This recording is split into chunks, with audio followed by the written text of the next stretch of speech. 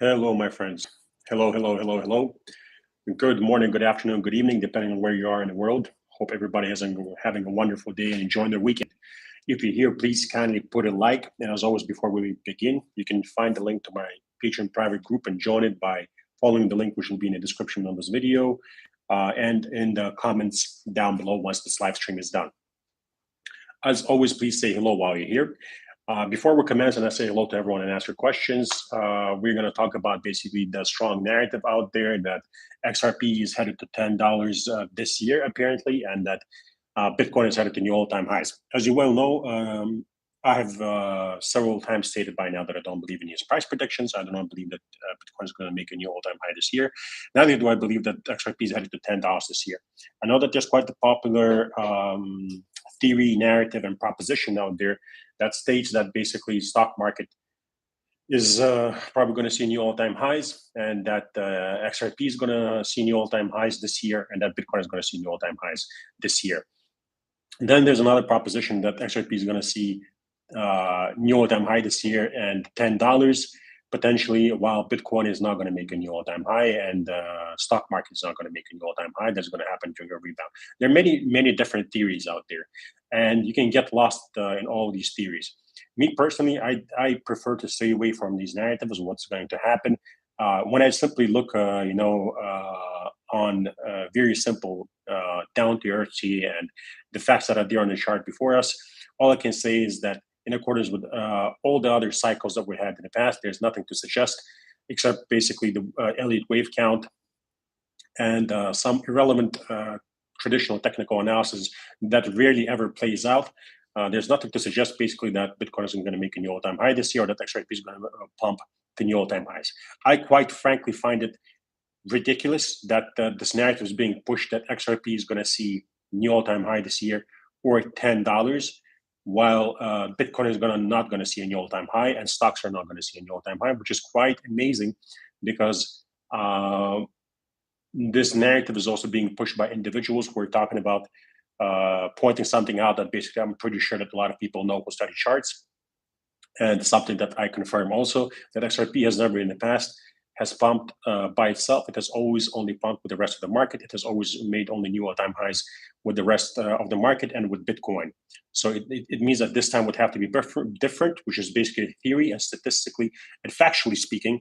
And we'll look at numbers and math and what has happened in the past. That has never happened before in the past. Every single pump, now there have been two of them, two big pumps.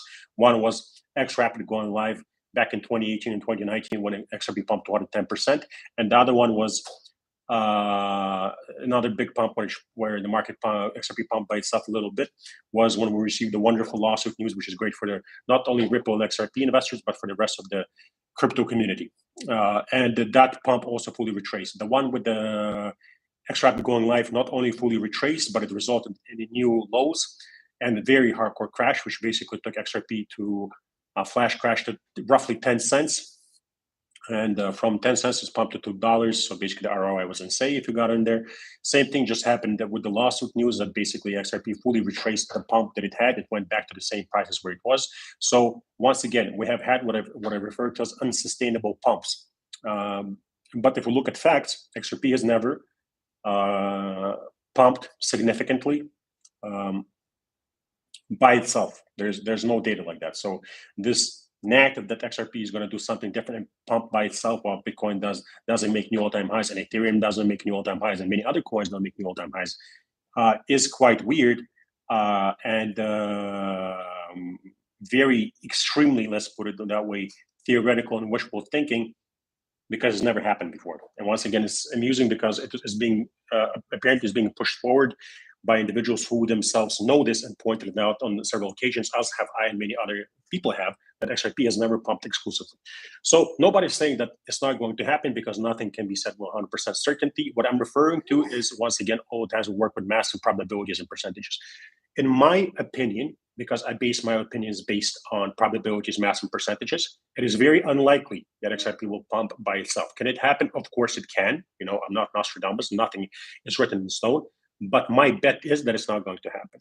Now, when we discuss such things, we always talk about what do we do? what we do is very simple. I'm going to hold my XRP. I have quite a significant bag of XRP. Either way, it's something that I personally consider to be a lot of XRP. And I'm going to hold that amount and I'm going to sell it when XRP is at significantly higher numbers. Now, I'm not a believer in 589. I'm not a believer in $100 or $50, but I am a believer in roughly $5 or roughly $10, $7 to $13. $3, $2. I'm a believer in such prices, and I believe that there you should be taking profits and laddering out and setting trailing take profits. So a so-called stop loss that stops you out in a great profit either way if you've been buying low enough. So I'm a believer in that. I'm a believer that basically XRP will outperform a lot of coins out there, and I'm a believer that XRP will perform well in a euphoria stage with the rest of the market, as long as once again SEC doesn't throw, any sticks in our wheels, as long as they don't come up with some nonsense once again like they did the last time, which they shouldn't, and which I don't believe we should really matter, because once again, the number one thing that is very important has happened, and I'm very lucky, very fortunate to have seen that day, and I was very happy to read that basically many exchanges either relisted XRP or listed it for the first time, like Gemini.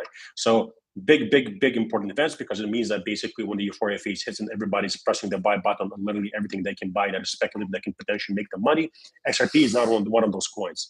It's not easily accessible. It's one of those coins that the newcomers and late market participants that are going to be buying our bags as we sell, they're also going to be buying our XRP bags and popping them up and up and up. Because unfortunately, they will be believing in ridiculous prices, just like there will be with many other coins out there. There'll be people. Don't forget that just like 2 months ago, we had a narrative that within I don't know, was it like 3 months or something? But basically, that time I think it has expired or is about to expire. That by this time, somewhere roughly, we're supposed to have a $1 million Bitcoin, because apparently there will be a banking crisis and everybody would rush to Bitcoin. Once again, a nonsense narrative. Bitcoin is not going to go to $1 million anytime soon, if it ever goes there. It's definitely not going to happen anytime soon.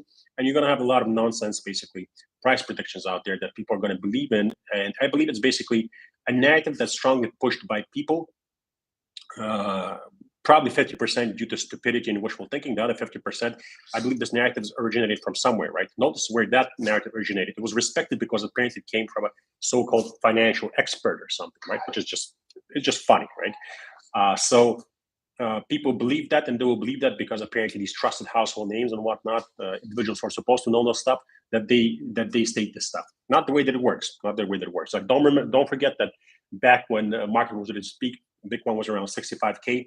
I was saying that I'm selling and I'm getting out, and people were ridiculing me and writing literally under my tweets, under my videos, saying, Rob, you really think that you know better than these experts and these people who predict the market very well, these people who've been in Wall Street for 20 or 30 years, these billionaires, you really think that you know better than them? And my answer was this: yes, I do believe that I know the crypto market better than them.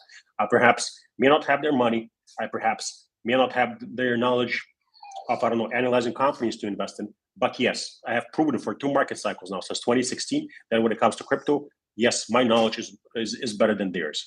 And, the point is basically, guys, don't expect some crazy price targets. Don't build yourself up for disappointment.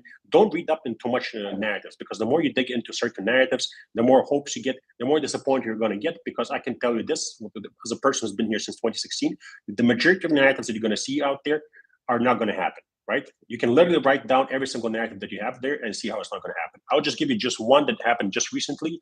It was on our Patreon market update, which was written 2 days ago or a day ago, where we talked about basically how everybody said that the ETF was approved. People were so lazy they couldn't even go online, read the news, and find out that the ETF was not approved. It just basically, what was it? Grayscale won the lawsuit against SEC, but not a single ETF was approved. All 7, I believe, of those ETFs, every single one was delayed.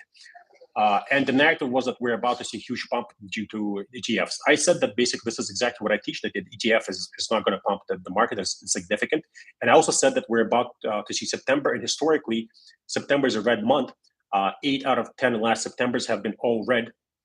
Therefore, it will make sense, once again, for September to be red, because the odds are 8 against 2. You know what I mean? 8 out of 10 likelihood that is going to be a red month. And we just had the first day of September, and the market started following. XRP went to 49 cents. Bitcoin went to roughly 25K. And you saw the prices, right? So once again, what can you take from this? I'm not bragging. I'm simply trying to point out something to you that if you had been reasonable and listened, I wrote on Twitter even don't FOMO, and yesterday I retweeted saying, "Did you FOMO?" Because I hope you did not. And one of my students replied, Betsy, I believe if you're here, cheers to you. She replied that thank goodness, thank you, I did not FOMO, was stuck to the rules. The point I'm trying to make is just recently this happened, right? Just recently, I told you that basically the ETF is not going to pump the market. That is just nonsense narratives that you always see there. They literally created this ETF complete lies, because it's a complete lie. Not a single ETF was approved. You had tweets everywhere saying that the ETF was approved. You had articles saying that ETFs were approved. You had people who couldn't be bothered to check the news, buying because they thought that the ETF is about to check the price, to pump the price. And just into September, which is historically a red month. So they literally pumped the market, used people's exit liquidity as they poured in out of fear of missing out, and then dumped them. And now the prices are lower than they were. It's just classic. Rinse and repeat. It just never ends, this stuff. And people fall for it nonstop. And I try to teach people not to do that. Either way, what I'm trying to say is right now we're in a neutral territory, my friends. If you want to know what my members and I are doing, join our Patreon, literally $5 a month. You'll get all the market updates. The market update was published literally, like I said, a day ago or two. In addition to that, I do want to point out that there are many coins out there that are currently down like 90% and 99.5% and 99%, 99.99%. Of course, they can crash much further. And of course, some of these coins will go to zero. But some of these coins will pump exceptionally well. Therefore, do some research. Go read up on coins that are down a lot. Try to find coins with that are scarce, that are still building, creating, that are still interacting, that preferably kind of coins that basically the creators are not holding a lot of. They don't have a lot of the supply. There are many other metrics to look into, basically. So look into coins that are being talked about a lot, nonstop by many people, continuously, and diversify into these coins. Throw little money at them. You don't have to throw life-changing, like huge money that's huge for you. Just take $100 or $200 or $500. What's little money for you? For example, for me, it's $500 to $3,000 per coin, and that's what I do when I find a potentially promising coin. I throw anywhere from $500 to $3,000 at this coin, and I won't be surprised, like I said many times, if I have 100 coins by the time the accumulation phase is done for all the coins and we're in a euphoria phase. It will not surprise me if 60 of these coins go to zero and the other 40 perform well. And it doesn't matter. You know why? Because the 40 coins that deliver 50 to 100x profits are going to deliver so many X's on my portfolio that the other 60 that go to zero will not matter. So we are currently in that phase, right? Of course, alts can nuke much harder. And like I just said, a lot of them can go to zero. But there are also alts out there if you're willing to hold the temporary losses, if you're willing to live with volatility like minus 80% after buying after a 95 or 99% crash. If you're willing to put up with it and take the risk, there are many coins that can currently be accumulating. Once again, do not throw huge amounts of money at them. These are much riskier plays, but the reward is also much higher. Throw small amounts of money at them, and some of these coins will completely pump very hard, right? You don't know which ones. Therefore, do not favor one coin over another. Do not go, for example, throw $1,000 into one coin if that's a lot for you, and then $100 into one coin, and that's like little for you. Okay? Make sure that it's small amounts into all of them. So $100 $100 per coin, or $1,000 per coin. Once again, if it's not a lot of money for you, it's not supposed to be a lot of money. I do have my $99 tier where I have several coins, many coins. Every single coin has its own post describing why I bought the coin, the kind of research I did, the entry for every single coin, the exit strategy for every single coin, the trailing take profit for every single coin, the amount I bought with the exchange that I used to buy the coin, right? So if you're interested, you can join that tier. Right now is the beginning of the month. You're going to have access for a full month. You're going to be able to access every single coin, copy paste that information. You have the whole strategy for every single coin. And I've done excessive and very long and hard research on these coins. Like I mentioned earlier, I paid groups, newsletters, Telegram groups. I go through a lot of work to find these gems. And even then, after all the work I've done, some of these gems are going to go to zero and completely not do well at all. And we're going to lose all our money. But the gems that do shoot out and deliver 50 to 100x profits are going to pump our portfolio much, much higher, because the losers won't matter in the euphoria phase and the winners will. So as long as you're prepared and you have the right mentality, you can perform well. Make sure that you basically look into coins that can be bought, and do not obsess about these coins. Please do not start believing in the utility cases of these coins. Just make sure that you look at them as pumps and dumps where you can make good money. Get in after a huge pump, get out before, get in after a huge dump, wait for the huge pump, take profits, fully get out before the huge dump again. Very simple, straightforward. It's going to take some patience. It's going to take, the whole cycle. It's going to take some balls, basically, and some bravery. And it's going to take some diversification, proper dollar cost averaging. But if you're willing to go through all of that, we got some amazing entries there for a lot of coins, and some of these coins are going to deliver insane gains. Remember that there are many different coins out there with many different narratives. Some of them are meme coins, privacy coins, utility coins with different use cases, NFT coins, gaming coins, AI coins, and basically you just throw some money at all of them because you never know which narrative is really going to hit this cycle. My first cycle run, it was always about utility coins. The second cycle, it was meme coins and NFT related stuff. Third coin, and the first cycle, but it was also privacy coins. That was also strong narrative. Now in the third cycle, we don't know what the narrative is going to be. Therefore, make sure that you get a little bit of everything, but do not buy coins that are out of the accumulation phase. For example, I've mentioned several times, and I don't make a secret out of it.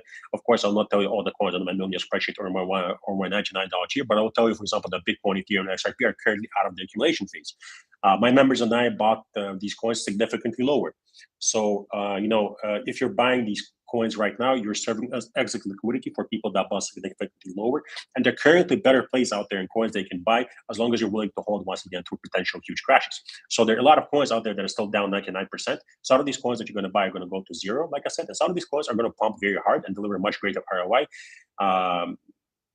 So just keep that in mind. Please stop fanning over one coin, stop fanning over one project, no matter how good it is, no matter how wonderful the use case is, no matter how many partners they'll have, no wonder how wonderful the team is. Look at the chart, please. Look at the chart. You will see that basically all coins have the same potential, and that you never know what the narrative is going to be. Therefore, diversification and basing everything that you do on probabilities, maths, and percentages is very important. Math is your friend, my friends.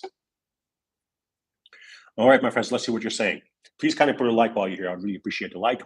Joe Bar, what's up? How are you doing, brother? Oscar Montidiesco saying, what's up, Rob? Hope all is well, my friend. Everything is great, Oscar. Thank you, brother. I'm here with my family. They're chilling right now, right next to me, and we just got home after a day at the Dubai Mall. So, yeah, but everything is great. Thank you. My friend, International Crypto Asset Ninja, here, and it's saying, good evening, Rob. How's the weekend, my friend? Family doing good? Great, brother. The weekend is going very well. I hope yours is going too. How's your family? I hope you and your close people are well. Oscar Mondiasco saying, ready for this XRP challenge? Absolutely, brother. Speaking of the XRP challenge, once again, I did mention that I'm currently holding the XRP that I have. When we're at roughly 90 cents, I reiterated several times that I'm not interested in buying there. I'm not interested in selling there because the question is very simple. Do I believe that there will be a day when XRP will be over $1? I absolutely believe that, right? We just have to be patient and we'll see that day. But was that a good entry to buy? Absolutely not. It was a roughly 220% pump from the bottom. So, of course, not buy it out of the accumulation phase. And now, like I mentioned several times, once XRP reaches the roughly 30-cent range, we're going to start swing trading XRP anywhere from the 30-cent to the 5-cent range. I'm not going to give you the exact entries. If you're a Patreon member, you will have it. And if you want to know the entries, we'll be swing trading in live. Join the Patreon. We'll be doing it there. So basically, we'll be swing trading XRP for anywhere from 50 to 150% swings. I'm going to take 30K and dollar cost average at certain points, after which we're going to sell during bounces. And if we go as low as 5K, I'll probably take it to like 50K. $50,000. If we go as low as 5 cents, I'll dollar cost average in there. And you'll see basically how well you can swing trade and make amazing profits once the market bounces. There's going to be all recorded live. You'll be able to copy that. If we don't go as low as that, basically I'll take like 30K. If we do go as low as that, we'll add another 20, make it 50.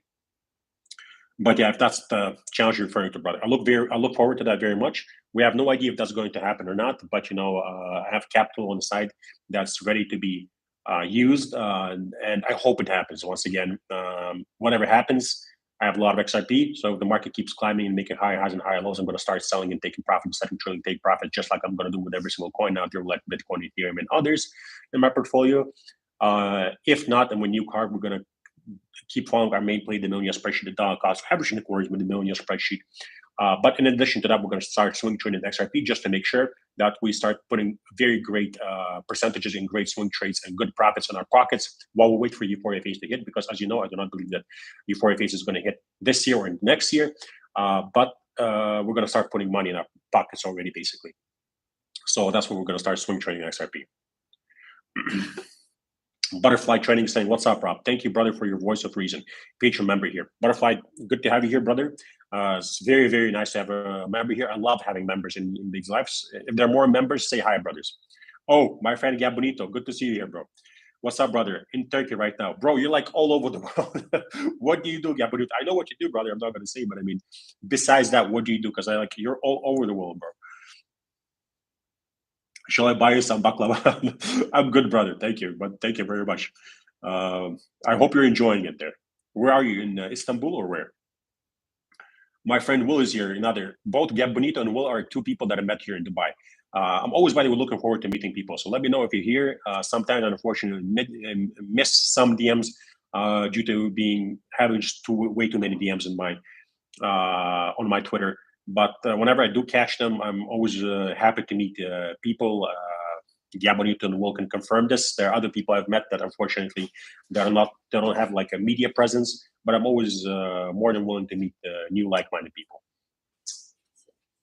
Will was saying, "Good afternoon, brother," from me and Catherine. Catherine says, "Next time we're in Dubai, we're taking you to the Cheesecake Factory. It's one of your favorite places." Thank you, brother. Say hi to Catherine. And Will, it's on me. It's on me, brother. When you're here, let me know. I'll gladly take you to the Cheesecake Factory. I will suggest some good dishes that I love there. They're like I've been to so many different restaurants, as I mentioned earlier, even to quite a few Michelin star restaurants. But I swear, to me personally, like in accordance with my taste, like it's probably the best restaurant in the world. Mike is saying, "Serious question." All right, Mike, got you. He says, "Well, talk about buying for utility. SRP is utility, BTC not as much. Why does everyone say SRP can't run unless BTC does first?" Brother, I don't like. Well, you just said we all talk about buying for utility. I don't buy for utility. Utility is important because you have to understand why it's important. So when you're buying a coin, utility is the kind of thing that you have to understand that people are going to gravitate towards. People feel safe buying a coin that has a nice utility narrative, right?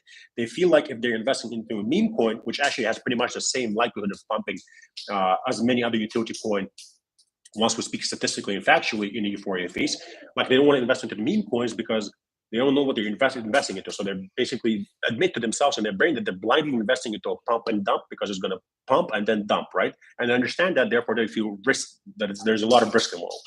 Now, let's take a meme coin, but then we change it not meme coin, but to utility coin, and say this utility coin has use cases in solving a problem. Now people feel like they're investing into something safe. But once again, when you open the chart, look at the utility coin. There are so many utility coins, ADA and XRP, for example, like in the last cycle, dumped 97 and 99%. You see, just like many meme coins. Doge did the same thing, dumped 99%, pumped harder than both ADA and XRP. So a meme coin. So you see, it's basically utility is not important yet in crypto. It's only important in the sense that you have to understand that if you're choosing a coin with a big community and a nice utility use case, that it has probability of pumping at least well. As for meme coins, they're more difficult to pick because there are other metrics that you have to look at when you're choosing a meme coin. And utility narratives is not one of them because meme coins don't have utility narratives. But like me personally, once again, to answer your question, utility is not something that I believe in, right? So I believe the fact that I do not believe in utility, maybe like at the very, very beginning, I did a little bit, but thank goodness I kind of steered away and remind myself that I have to look at the charts, maths, and statistics and probabilities. That's really saved me. So it really helps me to sell when you have to sell, to set trading stop losses, trading take profits and get out of the market. It really helps me to buy also, because like I look at everything rotationally. I look at everything in terms of probabilities. Like to me, use case is just one of the metrics that I used to see whether or not that's a good idea to acquire a coin.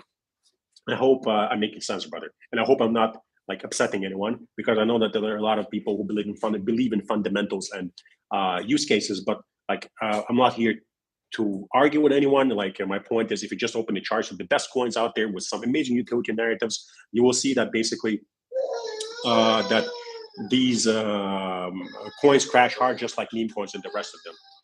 My little cookie. So yeah, that's that.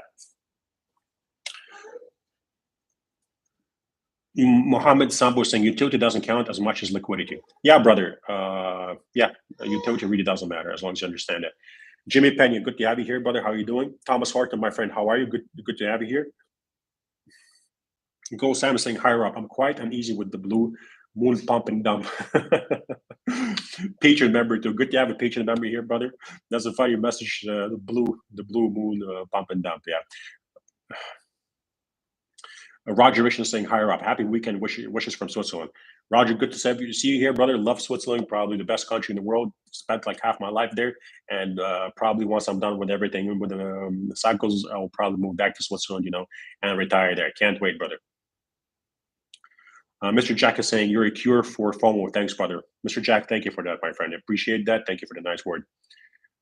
G saying 10,000 this year. Unfortunately, no, but 3 years, yes. Yes, D. I'm good with that message. Yes. Gaborito saying, haha, thanks, bro. I'm in Antalya currently, but will be in Istanbul end of October. I'm secretly Satoshi, so I can fund these travels. No, but seriously, just traveling a lot before I have kids. Awesome. That is a good idea, brother, because I want to travel, but it's a very good idea that you have there. But with the current workload that I have, with the current amount of students, with the work I go into that goes into crypto and family and the kid, yeah, it's quite challenging. At least maybe until my kid gets a little bit older, like maybe just one more year. Currently, it's quite challenging. Although we do travel, but it's still quite challenging. So good idea. Make sure that you get out there. Make sure that you travel and not just travel. Make sure you do all the stuff you wanted to do, because I love my family life. I love my family and I love my kid and my wife. But my point is that of course you're going to have to sacrifice certain things once you're a father.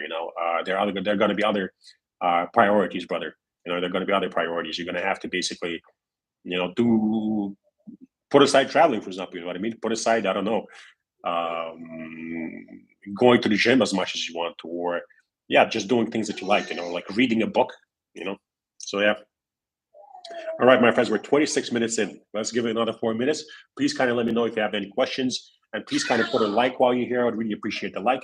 And before I go, just one quick message. Once again, let's keep it realistic, my friends. Let's just keep our emotions in check, right? Let's stick to the strategy.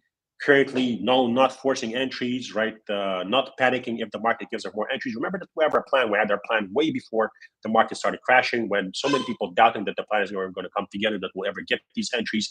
And what did we got? The roughly 70-80% crashes for Bitcoin. We got the one entry for ETH, many other entries for many other coins out there. The amazing Doge entries and many other coins out there. When people were saying Doge is headed to $1, I was like, no, the likelihood is very, very, very low of that happening. I believe that is going to crash this much, and that's where I'm going to be buying. And it happened. So let's give us a pat on the shoulder for being disciplined, for not buying the dip, as it became a 99% crash, but buying after huge crashes. And the other rule is, remember that we don't buy the dips, we buy after a huge crash. And if we're super lucky, we buy after another huge crash after a huge crash, which is incorporated into millions spreadsheet. Keep that in mind.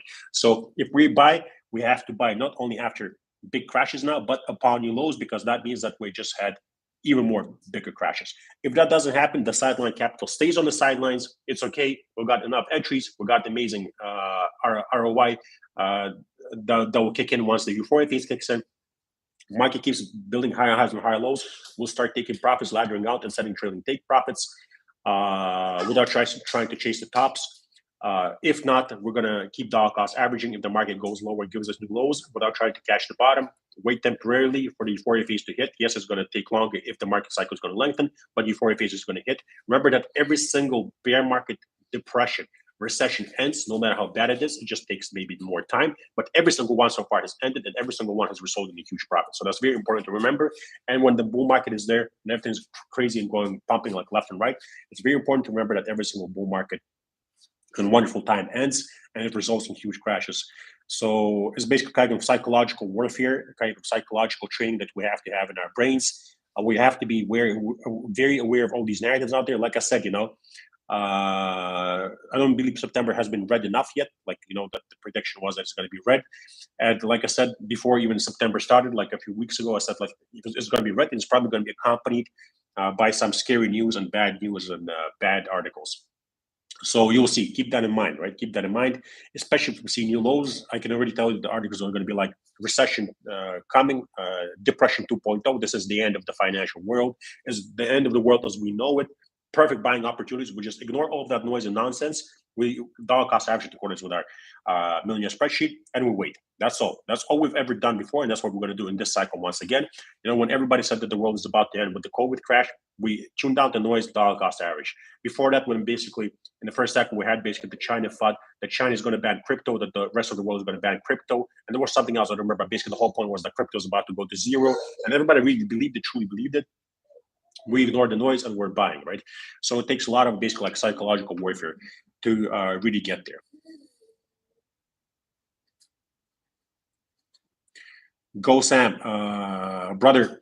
Please do not mention these things live on the chat. You can just, for example, during the live chat, say, that you finished accumulating a few coins. I'll understand what you're referring to. So please kindly, my friend, do not mention the coins in our strategy in life. If I can please, may I please kindly ask you to do so. Diego is saying, what if we don't get new all-time highs? How will the exits be?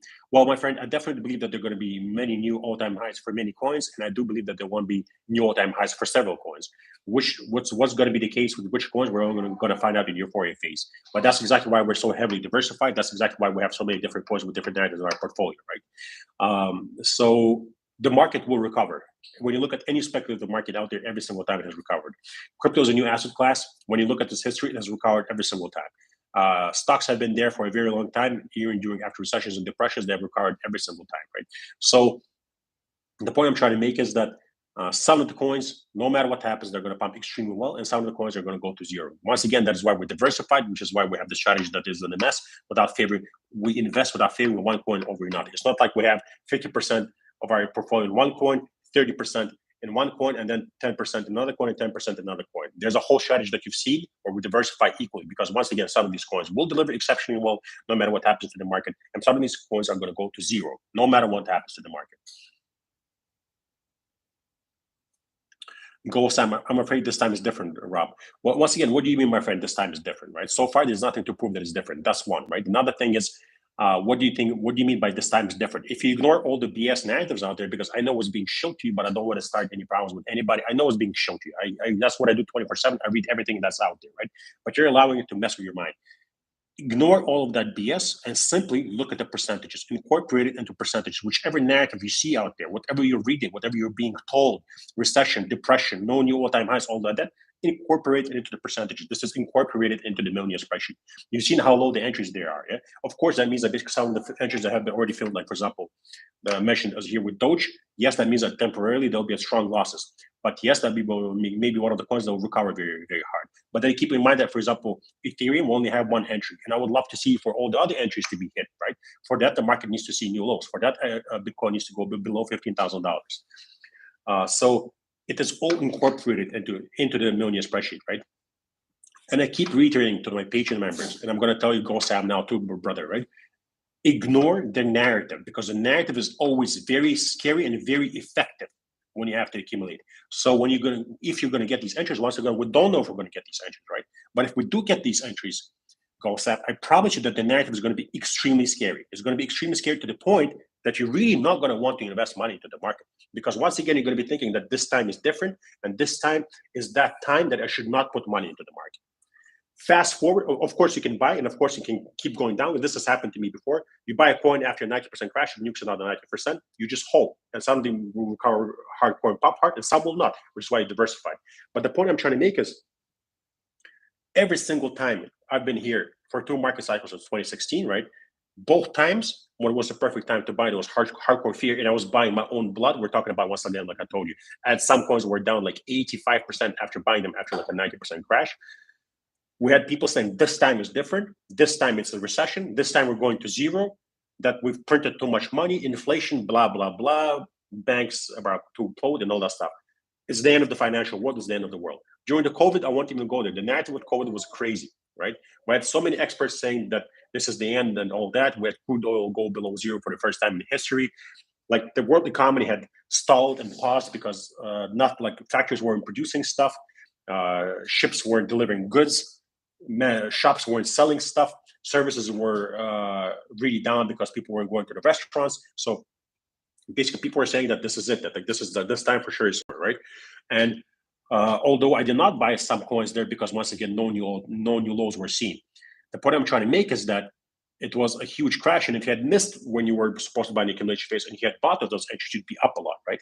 And the point I'm trying to make once again is that I promise you that the narrative is going to be extremely scary when you're basically, if you get to see and buy the entries that are in the middle million spreadsheet, because as you well know, there are entries that are much lower than the current prices. And if you get those entries, the narrative is going to be that you're probably going to be thinking, screw the MS, I'm not buying anything. That this time is different. This time it's over. And then a year or 2 or 3 is going to pass, and these entries are going to be up like crazy. They're going to be up like crazy, or they're going to be up simply up a good amount, and you'll be thinking, I should have bought. Just let's take, for example, what happened recently. When FTX was going down, we had what? We had the Luna scare, we had the rug pull there with Duquan, then we had the FTX scare when it became insolvent. Rumors were there that USDD is about to go down. Binance is about to go down, that they're about to be insolvent also. Basically, terrible, that basically this is the end. Like I said several times, remember the articles and the covers of financial magazines, crypto being compared to mass extinction event when meteorites, a lifeless desert, that's the end of the empire with like a Sam Bankman-Fried's statue head in the sand. Basically, the narrative was like majority did not want to buy. And when you look at the popularity, what was being bought during that time, the majority did not want to buy. What did we do? Ignore the BS, ignore the noise, think wonderful, because once again, I was preparing the Patreon members and telling you that the narrative is going to be terrible once this happens, right? So we just mute, you put all the news on mute, you open up the Millionaire spreadsheet, you buy in accordance with the Millionaire spreadsheet. That's all we have to do, right? And then the opposite is going to happen in euphoria stage. When every single news article is going to be amazing. When Elon Musk, I don't know, you name it, whoever your favorite celebrity is, whoever your favorite billionaire is, whatever your favorite news channel is, when everybody's going to be telling you this is an amazing time, that the prices are going to go so much higher, this coin is going to pump that much after having pumped much. Nobody's going to be talking about the fact that a coin has pumped, let's say, 2,000 or 5,000%. Everybody's going to be talking about how it can keep climbing higher, right? So it'll be like, you'll be thinking, why should I sell? This is going to go so much higher. This is amazing. Like, this is like, I'm making so much money, right? Like just another 100, 200% pump, I'm going to turn this $500,000 into $1 million or $1.5 million. That's once again when you mute the noise, you ignore all the BS that's being told to you, you ignore all the excitement, you control your emotions, and you start selling and setting take profits and fully getting out once you're hit and ignoring further pumps. Very straightforward, very simple, but emotions get in the way. Fear and greed gets in the way, and that's why 80% of people who invest into crypto lose money. Just it is what it is,